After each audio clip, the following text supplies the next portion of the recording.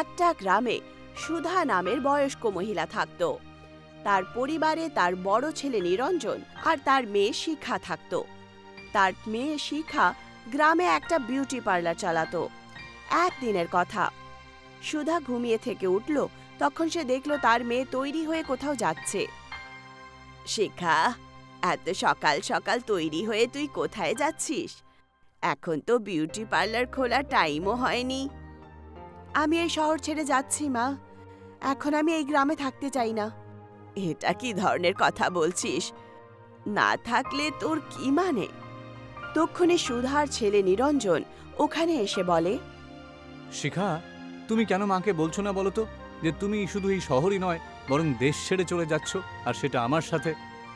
সুধা নিজের ছেলের দিকে তাকিয়ে বলে, বাবু, এটা কি ধরনের কথা বলছিস? আমি ঠিকই বলছি মা, এইসব অশিক্ষিত মূর্খ লোকেদের সাথে আমি এই গ্রামে একদম থাকতে চাই না। আমি তোমাকে এর আগে অনেকবার বলেছি আমার মনের কথা, তাই না? কিন্তু তুমি এই গ্রাম ছেড়ে যাওয়ার জন্য রাজি হও না। এই গ্রামে আমার বরের স্মৃতি রয়েছে, এই বাড়িতে আমার আত্মা রয়েছে, আমি কি করে যেতে পারি? তাহলে আপনি আপনার স্মৃতির সাথেই এখানে থাকুন, আমরা থাকবো না এখানে। দাদা আমেরিকাতে জব পেয়ে গেছে আর কোম্পানি ওনাকে ফ্ল্যাটও দিয়েছে, আমি দাদার সাথেই থাকবো। তোমরা দুজন চলে গেলে আমি একা কি করে থাকবো? আমার খরচা কি করে চলবে বলো? সেসব আমি জানি না মা, তুমি যদি তোমার খরচপাতি নিয়ে এত বেশি চিন্তা করেই থাকো তাহলে তুমিও তো আমাদের সাথেই চলতে পারো। না হলে আমার বোন যে বিউটি পার্লারটা চালায়, আজ থেকে সেই বিউটি পার্লার তুমি চালিয়ে নিজের সংসারটা চালিয়ে নিতে পারো তো। এইটুকু বলে নিরঞ্জন আর শিখা নিজের জিনিসপত্র নিয়ে বাড়ি থেকে চলে যায়। সুধা বিচারি সারা দিন কাঁদে।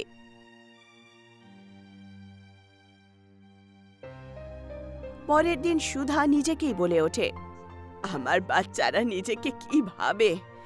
ওরা দুজনের কি মনে হয় যে ওদেরকে ছাড়া ওদের মা একা থাকতে পারবে না? শিখা হয়তো ভুলে গেছে যে সে বিউটিশিয়ানের কোর্স আমার থেকেই শিখেছিল।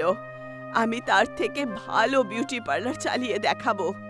এইটুকু বলে সুধা নিজের বিউটি পার্লারের দোকানে চলে যায়। দোকানের বাইরে মোহিনী হয়তো শিখার অপেক্ষায় দাঁড়িয়েছিল।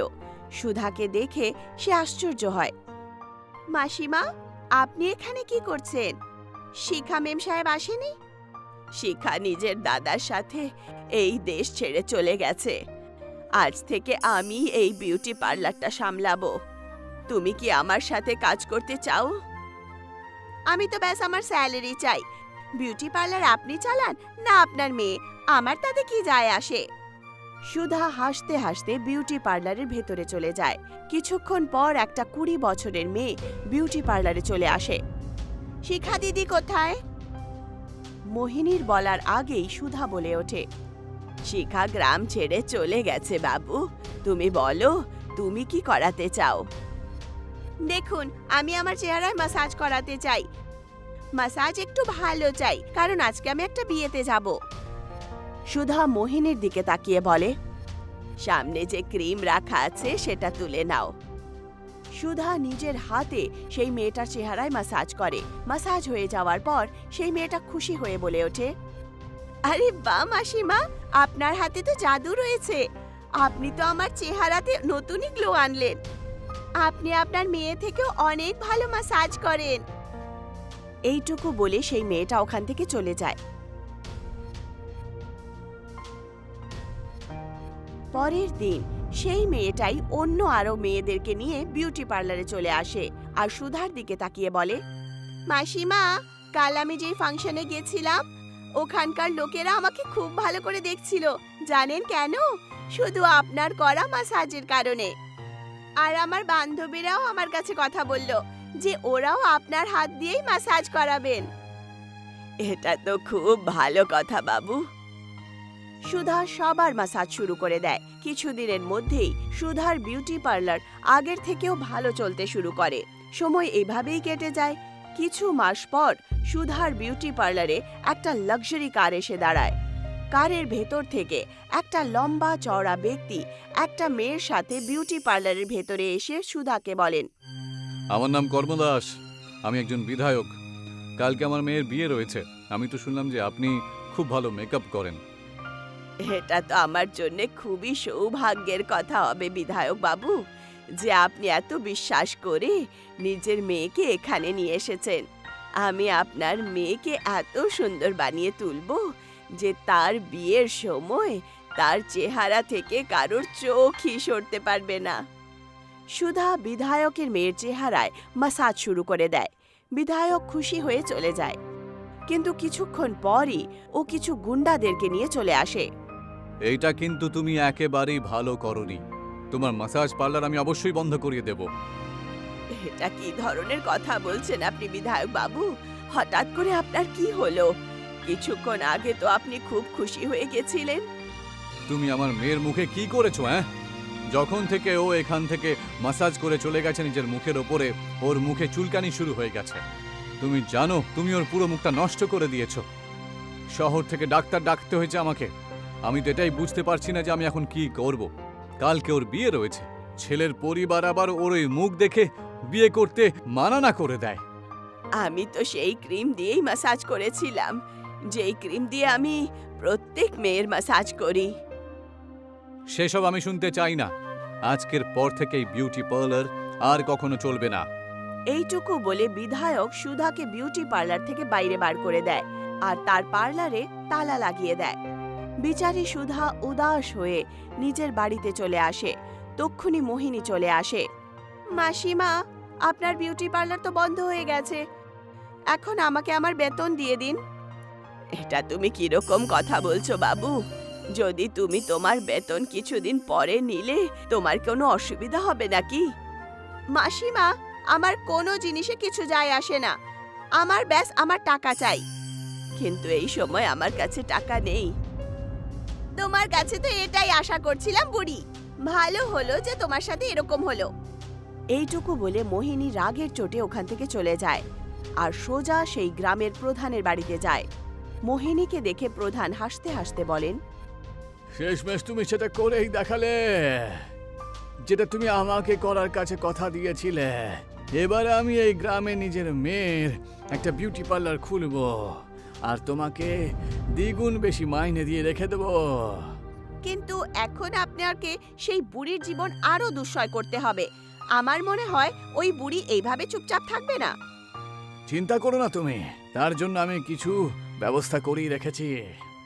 পরের দিন প্রধান কিছু ব্যক্তিকে নিয়ে সুধার বাড়িতে চলে আসে আর সুধাকে বলেন, তুমি আমাদের গ্রামের নাম খারাপ করেছো, সেই জন্য এই গ্রাম ছেড়ে তোমাকে যেতেই হবে, বুঝলে? এটা কি ধরনের কথা বলছেন আপনি প্রধান বাবু? আমি ঠিক কথাই বলছি বটে। বিধায়ক বাবুর মেয়ের মুখ নষ্ট করে দিয়েছিলে। তুমি যদি এখানে থাকো তাহলে আরো কতজন মেয়ের মুখ যে তুমি কদাকার করে তুলবে কে জানে। আমি এরকম ইচ্ছে করে তো করিনি। সেসব আমি শুনতে চাই না। তুমি যদি পরিষ্কারভাবে না যাও এখান থেকে, তাহলে বাধ্য হয়ে গ্রামের লোকে তোমায় গলা ধাক্কা দিয়ে বের করে দেবে। কিন্তু প্রধান বাবু, আমি বয়স্ক বেসাহারা কোথায় গিয়ে যাব বলুন? তাতে আমার কোনো দেখার দরকার নেই, এখান থেকে বেরিয়ে যাও। প্রধান সুধাকে ধাক্কা মেরে তার নিজের বাড়ি থেকেই বাইরে বার করে দেয়। সুধা বিচারী ক্ষুধার্ত হয়ে একটা ক্ষেতের সামনে যায়। তক্ষুনি একটা মহিলা আসে আর সুধাকে বলে, কে গো তুমি? তোমাকে অনেকক্ষণ ধরে দেখছি, তোমার পরিবারের লোকেরা কোথায়? ওই মহিলার কথা শুনে সুধার চোখে জল চলে আসে। সে কাঁদতে কাঁদতে নিজের সাথে হওয়া সমস্ত ঘটনা বলে। দেখো, তুমি চাইলে আমি তোমার সাহায্য করতে পারি। এই গ্রামের হাইওয়েতে আমার বাড়ি রয়েছে। আমিও কোনো এক সময়ে বিউটি পার্লারই চালাতাম, যেটা এখন বন্ধ হয়ে গেছে। তুমি চাইলে সেই বিউটি পার্লারটা আবার চালাতে পারো আর আমার বাড়িতেও থাকতে পারো। আমি কিছু বছরের জন্য এই গ্রাম ছেড়ে চলে যাচ্ছি, কিন্তু তুমি আমার এত সাহায্য কেন করছো? একে অপরের সাহায্য করা তো ভালো কথা, সেই জন্যে। কিন্তু এখন আমার ওপরে কে বিশ্বাস করবে? চিন্তা করবেন না, তুমি বিউটি পার্লার খোলো।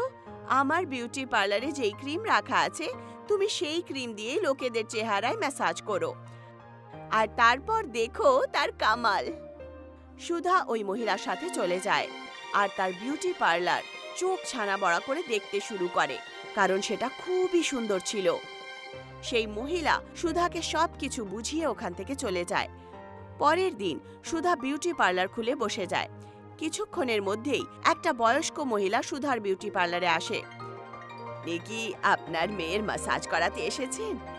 কিন্তু আপনার সাথে তো কেউকে দেখতে পাচ্ছি না। এটা কি ধরনের কথা বলছেন আপনি?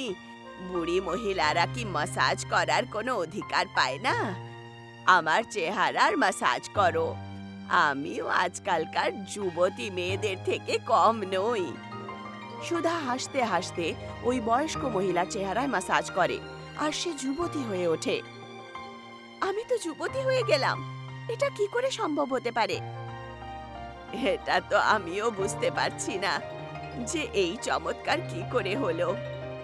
বুড়ি মহিলা এখন যুবতী হয়ে গেল।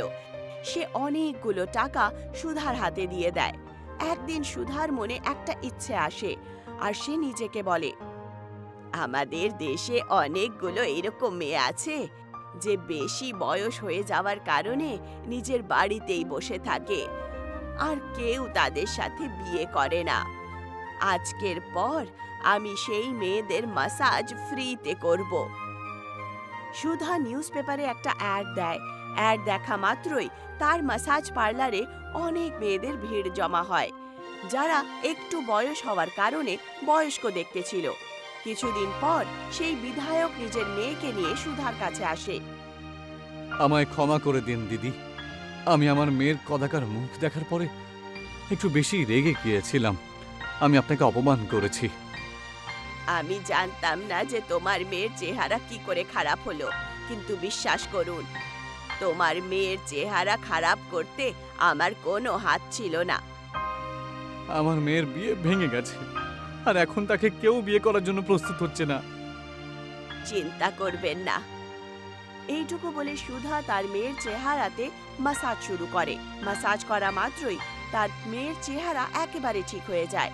অন্যদিকে গ্রামের প্রধান সুধার বিউটি পার্লার চলতে দেখে অনেক বিরক্ত হয়ে গেছিলেন। উনি রাগের চোটে মোহিনীর দিকে তাকিয়ে বলেন, এইসব হলো কি করে মোহিনী? আমি নিজেও জানি না, ব্যাস এইটুকু জানি যে বয়স্ক মহিলারা তার পার্লারে যায় আর যুবতী হয়ে বাইরে বেরোয়। আরে ও তো অনেক বেশি বয়স মহিলাদেরকেও জোয়ান করতে শুরু করে দিয়েছে। ওর নাম তো আমার বিখ্যাত হতে চলেছে। যদি এইভাবেই চলতে থাকে না, তাহলে সেই দিন আর বেশি দূর নয় যখন ওর নাম এই গ্রামে আমার থেকেও বেশি হবে। বড় হবে না, বরং বড় হয়ে গেছে। হয়তো আপনি জানেন না যে যেই বিধায়কের মেয়ের চেহারা আমার কারণে খারাপ হয়েছিল, কাল সেই বয়স্ক মহিলা তার চেহারা ঠিক করে দিয়েছে। ওর কাছে এমন কি জাদু শক্তি এলো কোত্থেকে বলো তো? জানি না। সে যেই জায়গাতে নিজের বিউটি পার্লার চালাচ্ছে, সেই জায়গাটা অনেক বছর ধরে বন্ধ ছিল। সুধা ওখানে কি করে পৌঁছলো তার ব্যাপারে কেউ কিছুই জানে না। আর লোকেদের এতে কিছু যায় আসেও না, কারণ সুধা সবার সাহায্য করছে। আমার কাছে একটা উপায় রয়েছে। এই রহস্যটাকে ভেদ করার জন্য ওর বিউটি পার্লারের ভেতরে যেতে হবে। তুমি তো খুব ভালো বিউটিশিয়ান। তুমি আমার আর তোমার নিজের মুখটার এমন মেকআপ করে দাও যেন আমাদের দুজনকে দেখতে একদম বয়স্ক মনে হয়। তারপরে গিয়ে দেখবো যে ও আসলে কি করে চমৎকার, বুঝলে? ওরা দুজন বয়স্ক লোকের রূপ নিয়ে সুধার বিউটি পার্লারে যায়। আমি বুড়ো হওয়ার সাথে সাথে তো অনেক বেশি কদাকারও হয়ে গেছি। সবাই আমায় খোঁটা দেয়। আমি চাই যে আপনি আমাকে জোয়ান করে তুলুন। আমি শুধু লোকেদের চেহারারই ম্যাসাজ করি। তারা কি করে যুবক হয়ে যায় এটা আমিও জানি না। আচ্ছা, তোমার সাথে এ কে? এ হলো আমার স্ত্রী। সুধা তাদের দুজনের চেহারায় ম্যাসাজ করে দেয়, কিন্তু তাদের দুজনের চেহারায় কোনো পরিবর্তন হয় না। আমার মুখ তো একদম আগের মতনই রয়েছে। আমি তো জোয়ান হলামই না। তার মানে তোমরা লোকেদেরকে ধোঁকা দিচ্ছ? তোমার পুলিশে আমি কমপ্লেন করব। এইটুকু বলে প্রধান আর মোহিনী ওখান থেকে বাড়িতে চলে যায়। আমাদের দুজনের মুখের মধ্যে তো কোনো পরিবর্তন হলো না মোহিনী। মনে হচ্ছে অন্য কোনো উপায় আমাদের খুঁজতেই হবে। এবার এই মেকআপটাকে আমরা পরিষ্কার করে নিই। সুধা নিজের আর প্রধানের চেহারার মেকআপ পরিষ্কার করে দেয়, কিন্তু মোহিনীর অনেক চেষ্টা করা সত্ত্বেও মেকআপ পরিষ্কার হলো না। কি হলো মোহিনী, তোমার মেকআপ তো আমার মুখ থেকে সরছে না কেন বলো তো? আমি জানি না প্রধান বাবু, এই সব কিছু কি করে হচ্ছে। আমার চেহারা থেকেও মেকআপ সরছে না। এরকম মনে হচ্ছে যেন এই মেকআপটা আমাদের চেহারার ভেতরে ঢুকে গেছে। প্রধান আর মোহিনী ঘাবড়িয়ে যায় আর সোজা সুধার কাছে যায়। আমায় ক্ষমা করে দাও। আমাকেও ক্ষমা করে দিন। আমার কারণে আপনার বিউটি পার্লার বন্ধ হয়েছিল। আমি আপনাকে খারাপ ক্রিম দিয়েছিলাম, যার কারণে বিধায়ক বাবুর মেয়ের চেহারা খারাপ হলো। আমাদেরকে প্লিজ ঠিক করে দিন। তোমরা দুজন এখান থেকে যেতে পারো।